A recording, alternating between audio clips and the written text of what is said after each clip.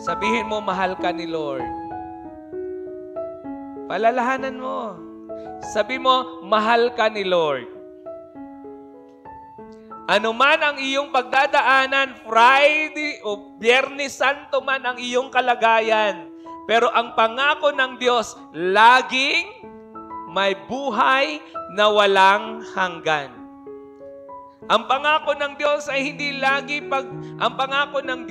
hindi lagi Biyernes Santo.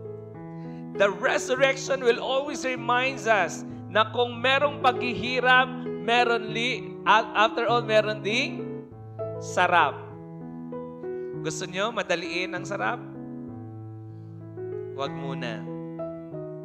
Empty grave means call to worship. Empty grave means call to faith. Manampalataya. Mga kapatid, it is a reminder that the empty tomb is not just historical, but it is personal. Jesus is alive. Sabihin nyo nga, Jesus is alive. Jesus is alive.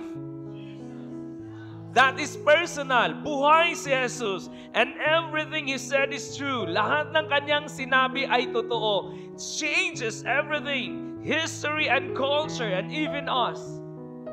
Kung hindi nabuhay si Jesus, ako manatili pa rin ako mag-enjoy sa mundong ito.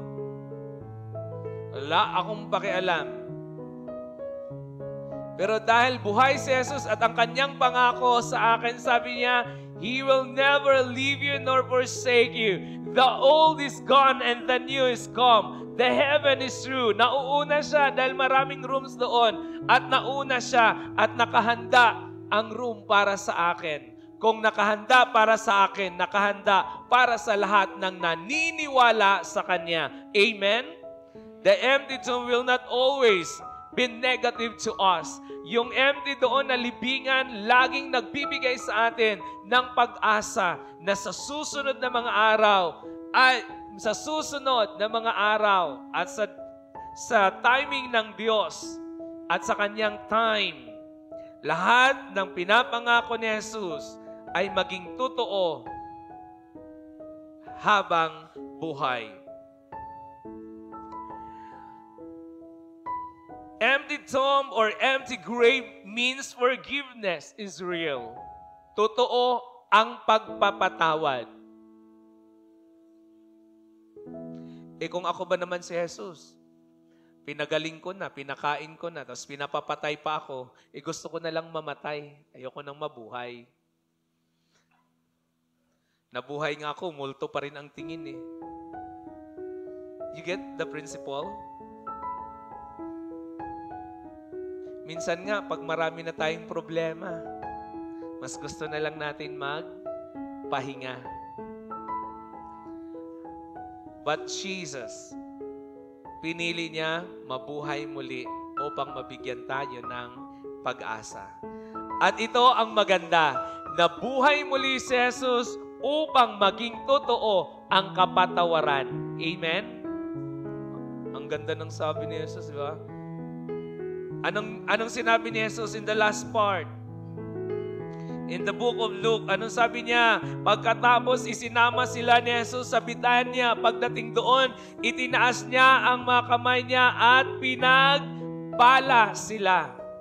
Ang mga taong ito na multo ang tingin sa Kanya, ang balik ni Jesus ay pagpapala. At habang pinagpapala niya sila, iniwan niya sila at inaakyat siya sa langit.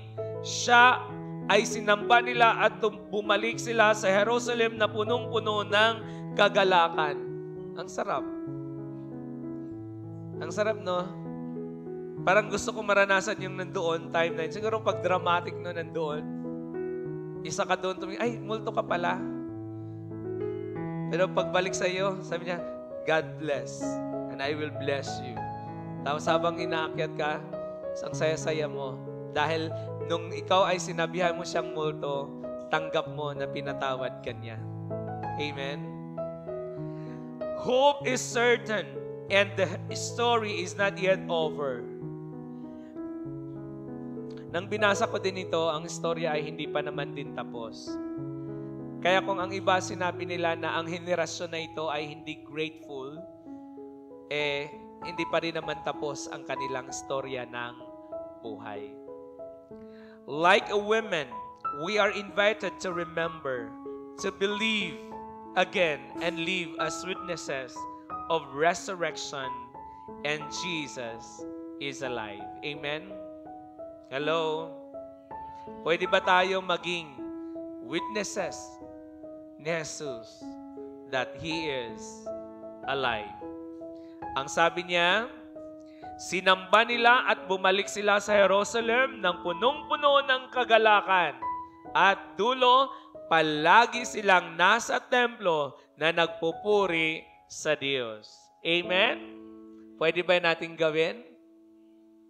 Pwede ba natin gawin ang pumunta sa simbahan at magpuri sa ating Panginoon?